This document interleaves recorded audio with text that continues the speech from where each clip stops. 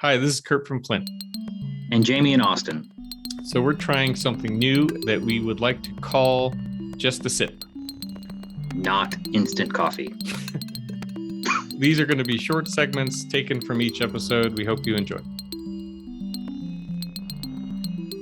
So in this second sketch, you're mixing media and starting out with this Conte crayon. And based on what we just talked about in the other sketch, it's very interesting to see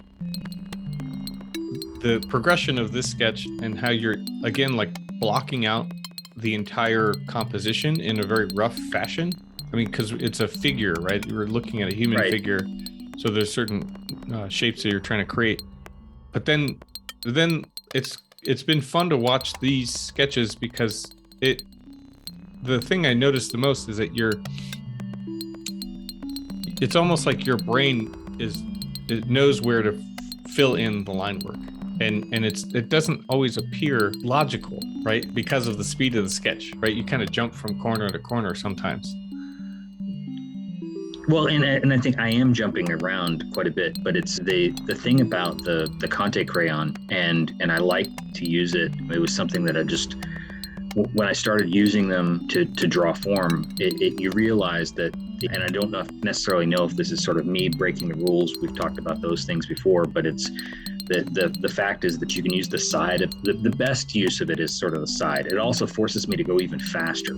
So, and I'm less afraid of making a mistake with the Conte crayon because it's such a light touch. But even in that light touch and that broad side of the Conte is you get some interesting shade and shadow and the beginnings of volume, especially with a form like this. And there's sort of a suggestion of kind of moving it across the form and kind of creating that edge, but at the same time creating a surface. And there's a suggestion of it. And once that suggestion's on the page, and you'll start to see it here, is suggestion of form is sort of begun by creating a little bit of an edge and a little bit of volume, but then quickly moving to other locations so that you're getting the whole thing. And you sort of see me tapping all the way around, knowing that that's going to be the framework. I'm sort of setting the page, but then literally coming back in now and starting to set a little bit harder edge and sort of playing with a little bit of line weight, but using the Conte to do that. Then it's dropping that and then switching to the pen and sort of filling in that form and knowing where I'm going to go back to. And there isn't necessarily a set, I'm going to start at this corner and move my way around, but there's an ability of building up the form. And I think that's sort of the idea here, is that you're sort of building up the form, but also building up the sketch.